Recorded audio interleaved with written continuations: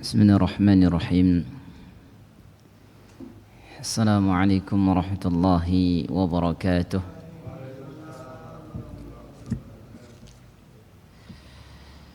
Alhamdulillahi rabbil alamin.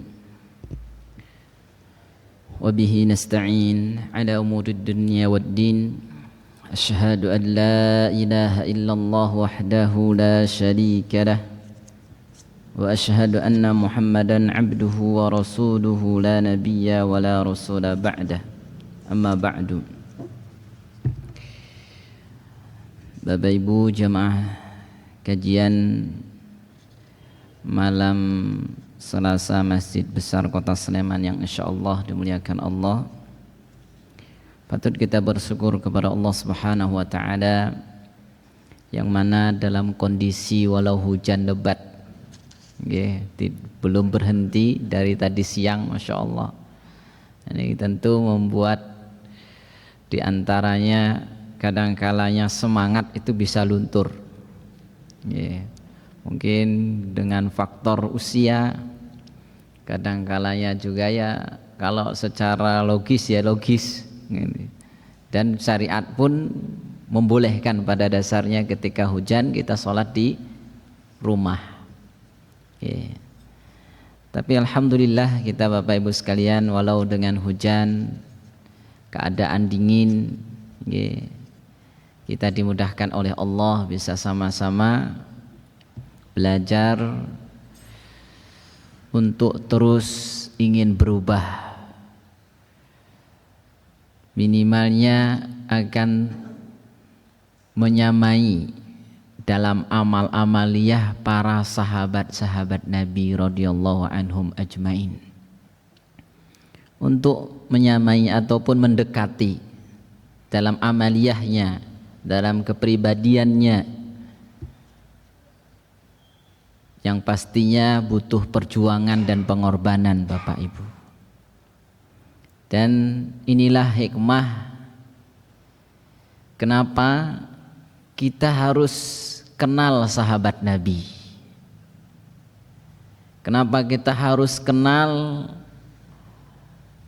para nabi dan rasul yang diutus? Tentunya Bapak Ibu sekalian, ketika kita bertanya demikian, kenapa kita harus kenal para nabi dan rasul dan sahabatnya Nabi kita Muhammad SAW? Karena merekalah orang-orang yang sukses yang duluan ketimbang kita. Sukses dalam dunianya, sukses akhiratnya. Maka patutlah kita bercermin kepada mereka. Pantaslah ke Bapak Ibu sekalian, kita selalu berkiblat dengan perilaku-perilaku mereka. Karena mereka sudah nyata prestasi-prestasi mereka, keunggulan-keunggulan mereka. Kita lihat Bapak Ibu, dari sisi ritual ibadah kepada Allah, para sahabat Nabi telah unggul. Kemudian juga dalam prestasi dunianya unggul,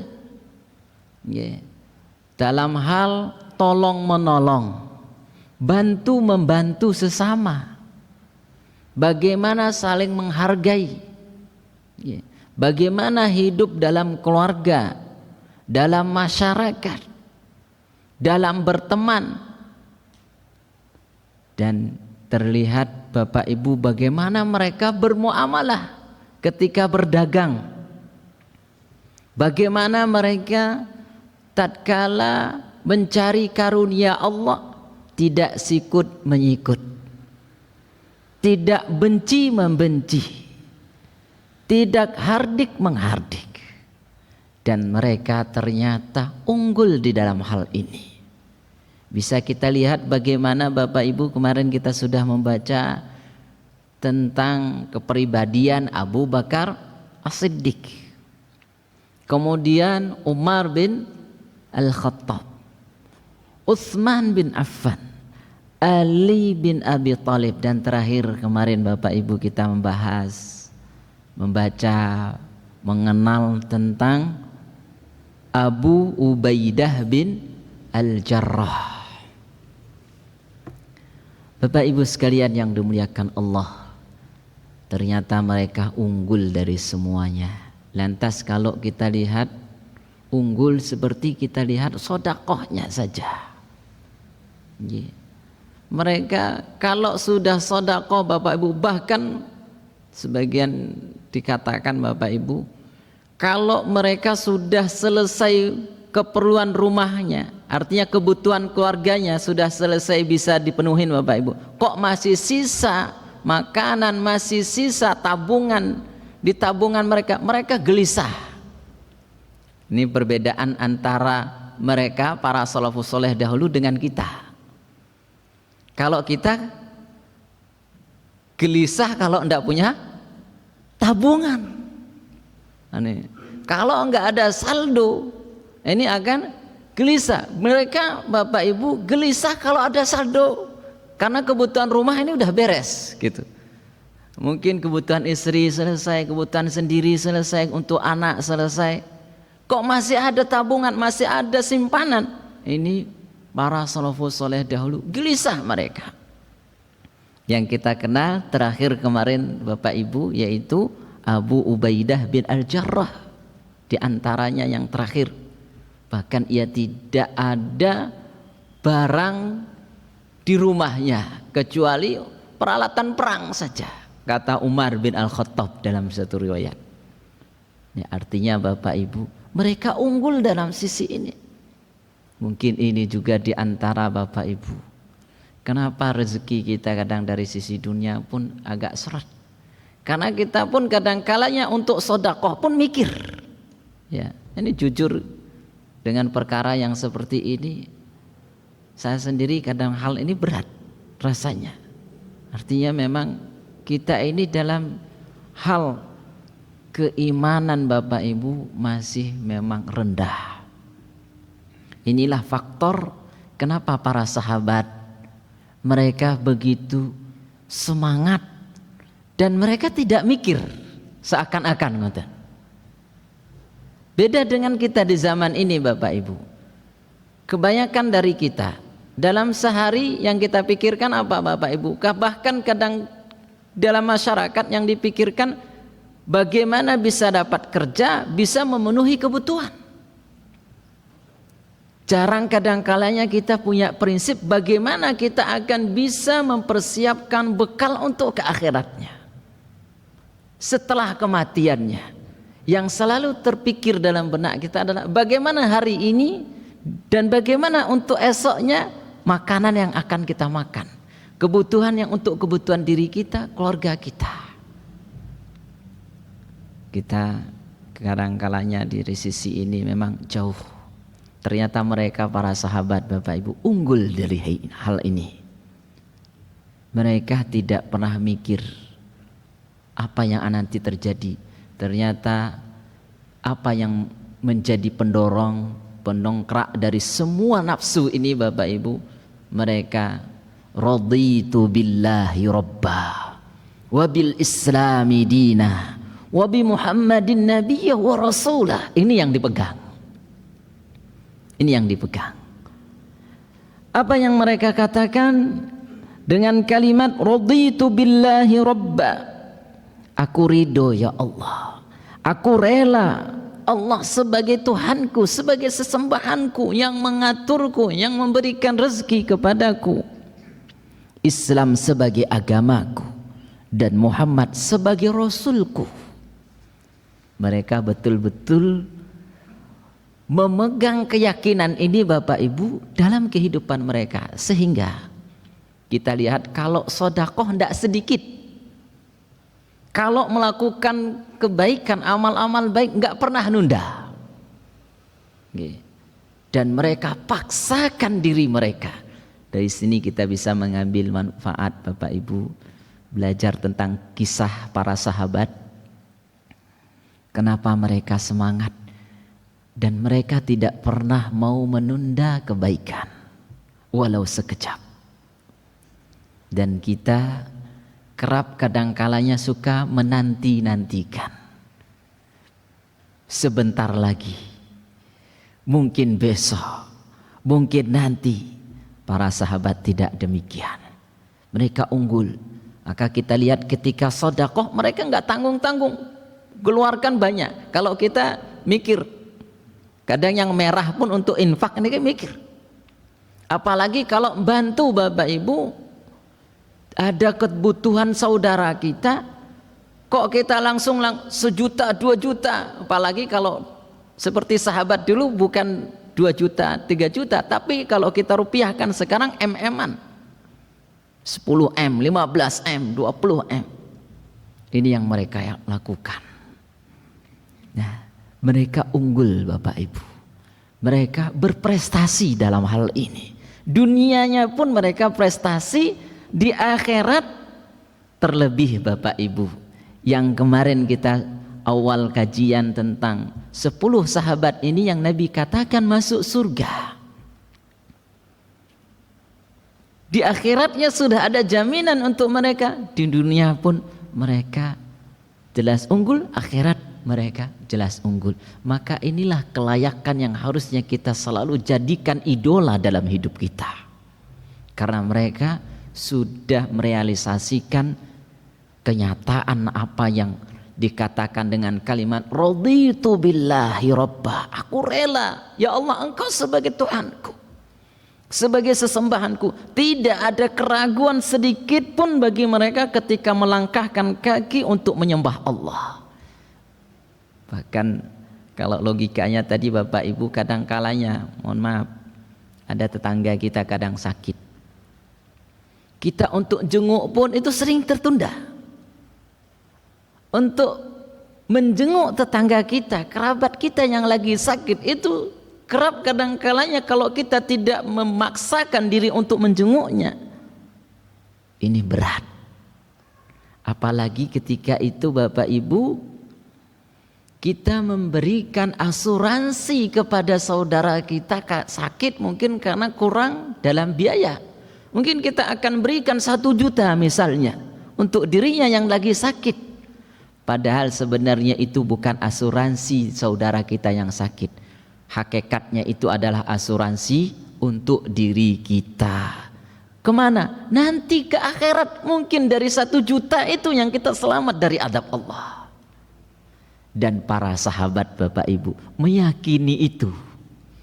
Kenapa mereka jor-joran dalam sedekah? Mereka selalu unggul dalam membantu. Tidak pernah mikir. Kalau kita kan masih mikir. Nah, maka Bapak Ibu sekalian yang dimuliakan Allah, inilah di antara faktor kenapa kita harus selalu membaca kisah-kisah para sahabat Nabi. Kalau mungkin kita mengatakan Nabi SAW jelas yang sudah disucikan hatinya, bahkan dicuci 2 kali di usia masih kecil dan tatkala beliau mau Isra Mi'raj, dibelah dada Nabi kita Muhammad SAW.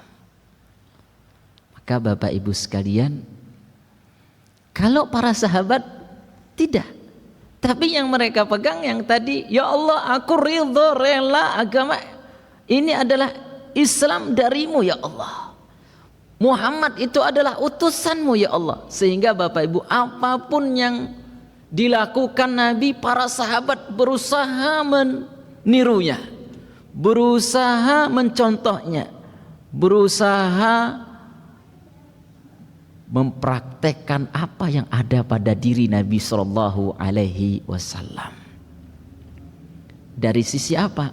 Dari sisi ibadahnya mereka unggul, meniru Nabi kita Muhammad Sallallahu Alaihi Wasallam.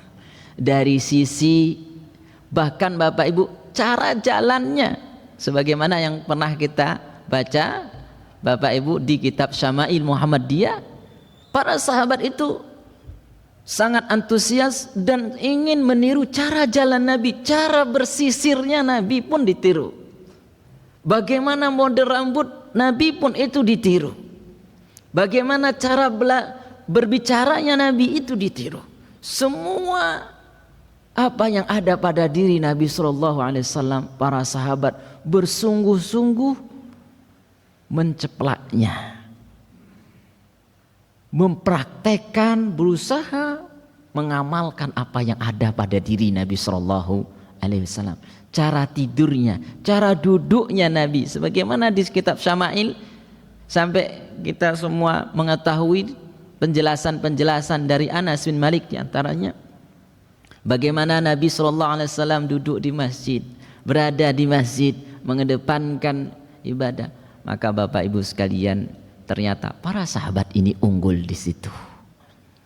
Kita Bapak Ibu, ini yang patut kita sadar. Ternyata dalam aplikasi raditu billahi robba wa bil islami dina yang tadi kita dengar setiap awal kajian mesti ada yang kita dengar ucapan itu, dan bahkan kita pun dituntut untuk membaca itu Bapak Ibu dalam dzikir pagi dan petang. Itu disunahkan membaca itu. Kita dituntut untuk membaca itu minimal 3 kali, di pagi, di sore, dalam dzikir pagi dan petang. Nah, Bapak Ibu sekalian yang dimuliakan Allah, kita kerap kadang kalanya, bahkan mohon maaf, tatkala sholat kadang kita kalau sudah masbuk ini menganggap biasa, menganggap biasa. Saya kalau kadang mendengar kisah ini Bapak Ibu, mulai terasa kita tidak ada apa-apanya dengan kalangan sahabat. Kita belum ada kedekatan sedikit pun dalam hal ini. Kenapa? Karena kita kadang kalanya telat ini merasa biasa, karena tidak masalah. Ya betul, tidak masalah Bapak Ibu dalam hal untuk adab. Artinya kita tidak akan mendapatkan siksa, tapi kita rugi. Ruginya bagaimana Bapak Ibu? Kita tidak mendapatkan keutamaan takbirnya sang imam. Berarti kita rugi. Kita tidak dapat bisa membaca istiftahnya. Kita ketinggalan al-fatihahnya. Kita ketinggalan rukuknya karena kita masbuk 1 rakaat. Dan itu Bapak Ibu, kita tidak bisa mengulang lagi. Kalau sudah selesai, sudah hari itu selesai. Sampai kapanpun kita tidak bisa ngulang lagi. Kalau kita mau ngulang, hari esoknya sholat yang berbeda. Misal seperti sholat maghrib, kita telat 1 rakaat, ya 1 rakaat itu kita sudah rugi di situ. Ruginya apa? Takbir pertama kali imam di shaf pertamanya hilang. Berarti keutamaan ini hilang pada diri kita. Para sahabat dulu Bapak Ibu, terkhusus 10 sahabat ini yang dikatakan yubasyiruna bil jannah, dikabarkan kepada mereka tentang diri mereka akan masuk surga. Mereka tidak pernah memberikan sedikit pun peluang. Dan inilah yang dipraktekkan Nabi SAW. Ketika sekali Bapak Ibu melakukan kebaikan kok gagal, artinya tertunda, itu menyesalnya bukan main. Ini bukan melakukan dosa. Nah, ini baru melakukan kebaikan tapi tertunda, nyesal. Dan ada dalam satu riwayat Nabi SAW Bapak Ibu pernah niatan ingin sodakoh. Kalau nggak salah saya dalam satu riwayat itu disebutkan, Nabi keburu-buru berangkat ke masjid. Pas selesai sholat Nabi ingat Bapak Ibu, ingat tadi ada hal yang mau dikeluarkan untuk sodakoh. Akhirnya Bapak Ibu sekalian, Nabi meninggalkan zikirnya, pulang ke rumah. Dan para sahabat melihat, ini ada apa Nabi kok tiba-tiba terburu-buru cepat keluar masjid. Ternyata Nabi ngambil sesuatu untuk dibagikan. Dan Nabi kembali setelah membagi sodakohnya, kembali ke tempat sholatnya dan melanjutkan zikirnya. Dan inilah Bapak Ibu sekalian ternyata yang dipraktekkan oleh para sahabat. Lah kita kadang kalanya gagal di sop pertama, kita masih merasa biasa, alhamdulillah masih saya salat. Kita masih masbuk, ini kita merasa alhamdulillah saya masih dapat jamaah bersama imam. Padahal sebenarnya pada hakikatnya Bapak Ibu, di sini kita rugi kita. Dan kadang-kalanya ternyata itu bisa menjadi penyakit. Kalau kita sukanya telat, itu sering akan terus telat. Selain Bapak Ibu kita pahala takbir imam, pahala shaf pertama, pahala bacaan istiftah kita hilang, pahala ucapan amin bacaan al-fatihah pertama sang imam hilang. Keutamaan ini banyak yang hilang dari diri kita. Inilah menjadi penyebab kita sebenarnya pada hakikatnya rugi, tapi kebanyakan kita tidak sadar dengan ini. Kita tidak sensitivitas dalam hal menanggapi bagaimana amal-amaliyah yang kita lakukan ini. Padahal sebenarnya kita butuh. Dan para sahabat Nabi Bapak Ibu, mereka sangat sensitif, sangat jeli. Apa yang menyebabkan mereka jeli Bapak Ibu? Iman kepada Allah. Karena keimanan mereka yang sangat tebal, yang sangat kuat, yang sangat kokoh, sehingga kita lihat mereka unggul dalam sisi ini. Maka kalau mereka mendengar Bapak Ibu ada orang sakit, berbondong-bondong ingin jenguk, mendoakan, walau itu bukan seorang muslim. Mungkin sering kita dengar Bapak Ibu Nabi kita Muhammad SAW bahkan mendengar sakit orang yang melempar beliau, bukan orang Islam.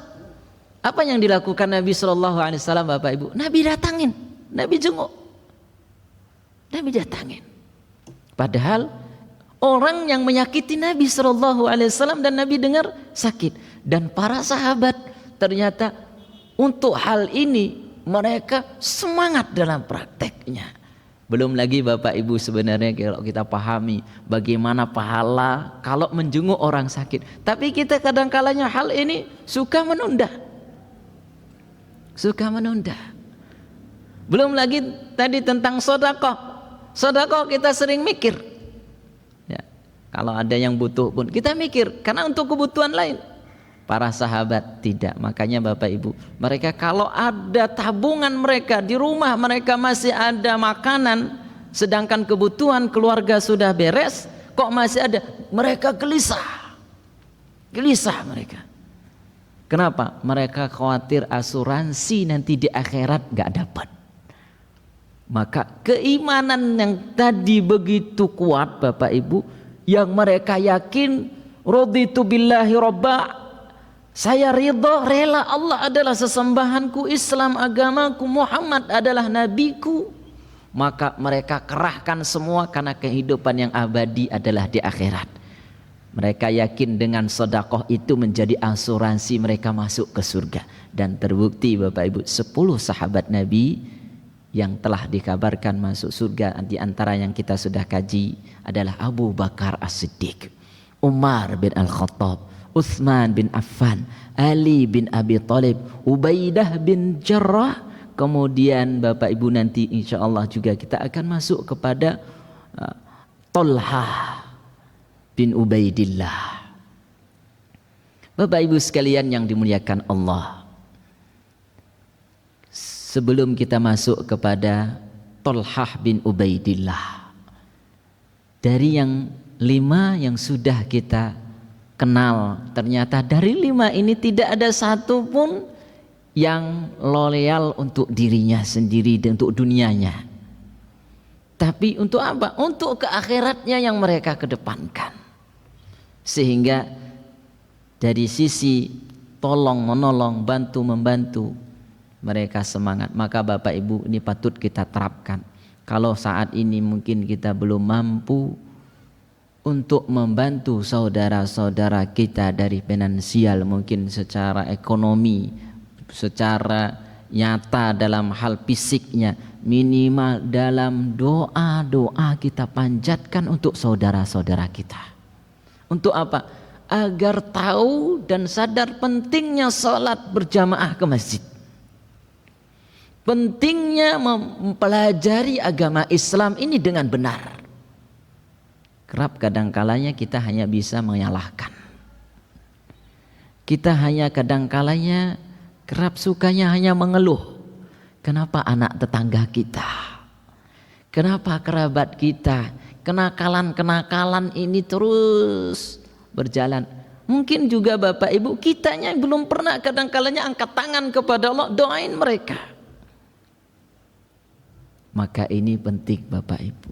Dulu para sahabat ketika melihat lingkungannya yang saat itu kurang baik, mereka tidak henti-henti ya minta kepada Allah Subhanahu wa taala. Dan mereka pun terus mendekatinya. Terus akan bersilaturahmi dengan mereka. Terus komunikasi, pasang jaringan-jaringan kepada mereka sehingga ada kedekatan Bapak Ibu sekalian dengan apa? Hati. Kenapa? Karena selalu dibawa dengan rahmat Allah. Sebagaimana Allah katakan, pola Bapak Ibu dalam hidup kita ini yang akan menjadi lembutnya hati, kata para ulama Bapak Ibu, bahkan seperti daun yang terendam air. Kalau kita selalu dalam kebaikan, itu akan menjadi lembut. Daun itu kalau terletak di air Bapak Ibu dan lama dan terus terendam, apa yang terjadi? Dia akan lembut. Dia akan lembut. Maka begitulah hati ketika selalu dibawa dalam kebaikan. Dan para sahabat Nabi radhiyallahu anhum ajmain Bapak Ibu, mereka selalu membawa kehidupan mereka itu selalu dalam kebaikan. Dan mereka tidak pernah ingin melewatkan walau hanya sekejap kebaikan itu berlalu dari mereka. Mereka tidak ingin. Nah, kenapa demikian Bapak Ibu? Karena Allah mengatakan 3 komponen yang itu menjadi lembutnya hati. Apa itu? Innas sam'a wal absar wal af'idah. Kata Allah, pendengaran, mata, kemudian Bapak Ibu hati. Nah, 3 komponen yang akan menjadikan lembut hati Bapak Ibu apa itu? Pendengaran, mata, dan lidah. Kalau kita selalu berucap dengan kata-kata yang baik, mungkin ada saudara kita yang tadi lagi butuh, kita belum dapat membantu finansial misalnya, minimal kita akan jenguk, kunjungin dia, datangin dia, tanya tentang keluh kesahnya, dan kita mengatakan kata-kata yang baik. Memang ini hal yang berat, tidak mudah Bapak Ibu, prakteknya nggak mudah. Maka ternyata para sahabat yang nggak mudah ini mereka sudah lakukan itu, mereka sudah terapkan itu, mereka sudah aplikasikan dalam kehidupannya. Kenapa tidak mungkin kita harus bercermin kepada mereka? Kenapa hari-hari kita selalu lalai dengan mereka? Kita tidak mengidolakan mereka, padahal mereka Bapak Ibu bukan orang yang memiliki ijazah sertifikat. Mereka tidak memiliki pangkat, dan mereka tidaklah seorang artis yang selalu ingin disorot.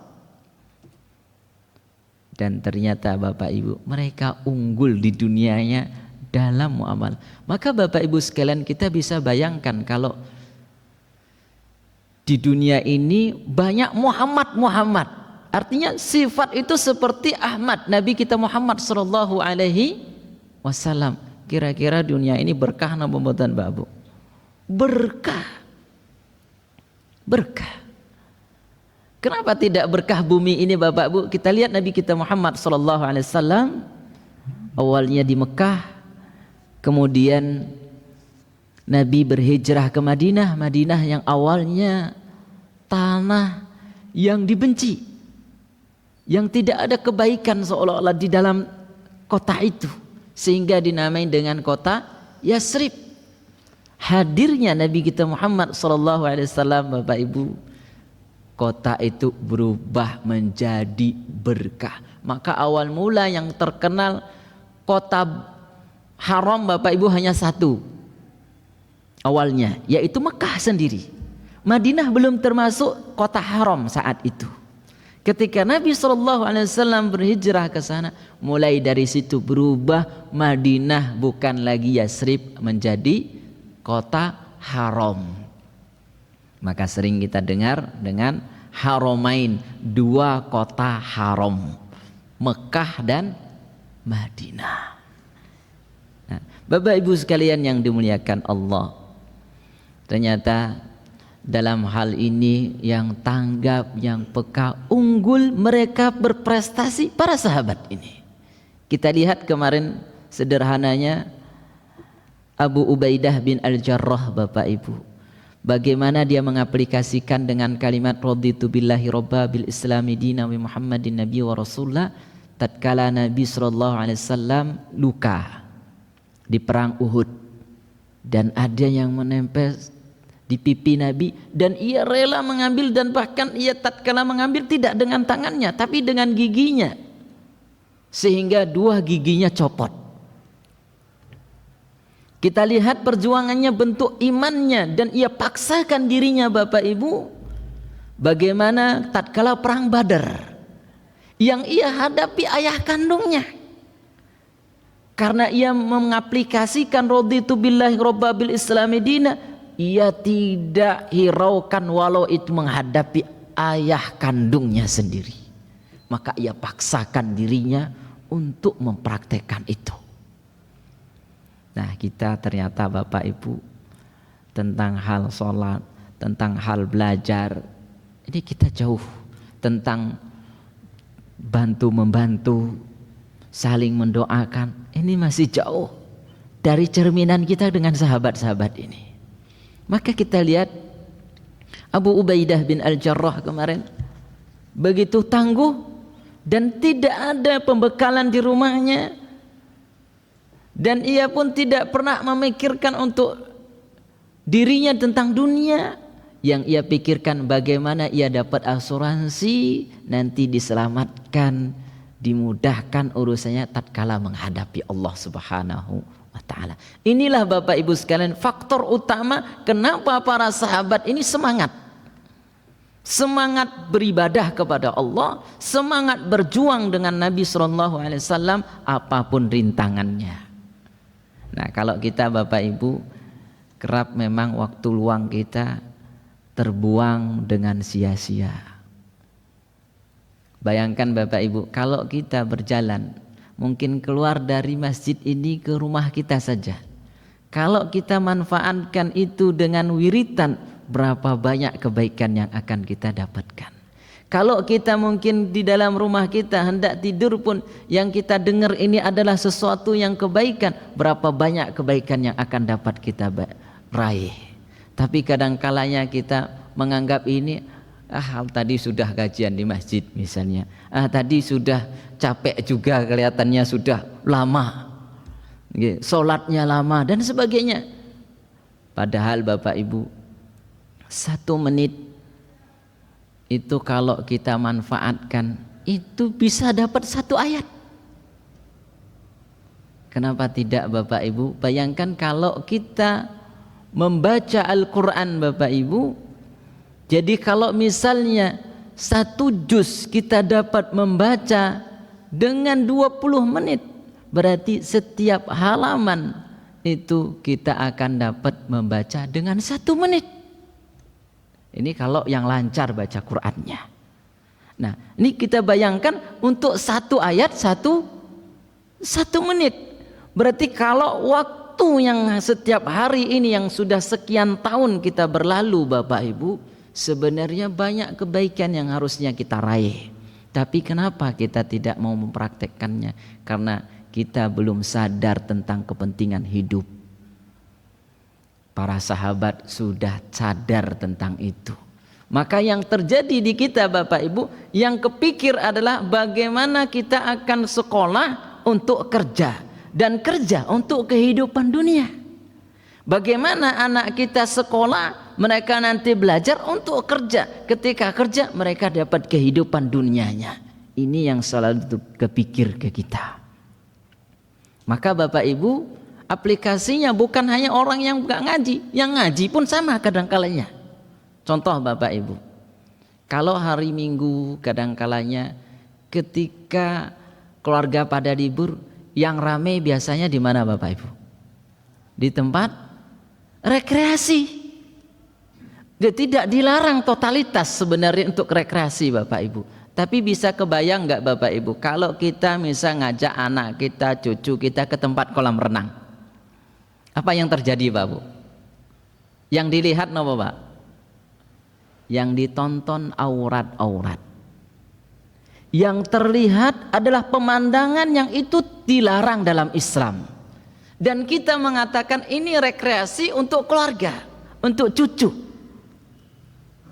Ternyata Bapak Ibu, ini sebenarnya bukan rekreasi. Kita sudah masuk ke perangkapnya iblis. Bukankah iblis ini membawa kita ke dalam hal itu? Dan kita banyak kadang-kalanya dalam hal ini nggak sadar. Dan para sahabat sangat peka tentang ini.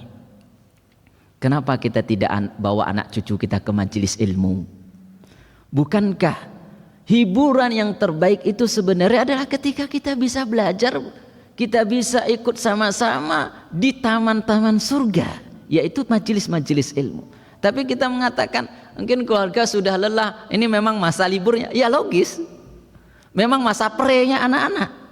Ya memang masa saat ini memang lagi longgar semua. Kita bawa ke pantai. Yang di pantai apa yang dilihat Bapak Ibu? Mungkin pemandangan yang kita dengar, bahkan kadang-kalanya ada kata-kata yang gak baik pun. Ini yang sering terdengar oleh anak cucu kita. Dan kenapa tidak rusak dan keras hati kita Bapak Ibu? Maka 3 komponen yang melembutkan hati, para sahabat sudah mempraktekkan ini, adalah pendengaran, mata mereka dan lisan mereka. Sehingga Bapak Ibu tatkala mendengar ayat-ayat Quran, melihat sesuatu kebesaran Allah, mereka mudah menangis, mudah meneteskan air mata, mudah tersentuh jiwa mereka. Dan kita berat, kenapa? Karena yang kerap kita lakukan adalah kita bawa diri kita ini ke tempat hal-hal yang tadi tidak dilarang totalitas, tapi sebenarnya Bapak Ibu ternyata itu pada hakikatnya merusak hati kita, merusak mental dalam iman kita kepada Allah Subhanahu wa taala. Dan ternyata para sahabat Nabi radhiyallahu anhum, mereka unggul dalam hal ini. Pantaslah mereka dikatakan 10 sahabat ini khususnya Bapak Ibu masuk surga, karena memang betul-betul menjaga kapasitas diri mereka. Masya Allah Bapak Ibu sekalian, tidak terasa waktu Isya tiba, kita belum masuk ke kisah Thalhah bin Ubaidillah. Insya Allah di pertemuan berikutnya kita lihat bagaimana keislaman Thalhah bin Ubaidillah, dan ia dijuluki Bapak Ibu orang yang sudah meninggal tapi seolah-olah masih dia terus berlayar dalam dunia ini. Artinya dia masih seolah-olah hidup. Insya Allah di pertemuan berikutnya nanti akan kita bacakan tentang kepribadian dan bagaimana ketangguhan dan keunggulan dari Thalhah bin Ubaidillah Al-Jarrah, yang mana kita sudah membaca keunggulan dari Abu Bakar, Umar, Utsman, Ali dan Abu Ubaidah bin Al-Jarrah. Dan insyaAllah di pertemuan berikutnya kita lanjut ke Thalhah bin Ubaidillah. Demikian Bapak Ibu sekalian, wassallallahu ala nabiyina Muhammadin wa ala alihi wasallam. Wa akhiru da'ana alhamdulillahi rabbil alamin. Mari kita akhir majlis ini dengan doa kafaratul majlis. Subhanakallahumma bihamdika asyhadu an la ilaha illa anta astaghfiruka wa atubu ilaik. Wabillahi taufiq. Assalamualaikum warahmatullahi wabarakatuh.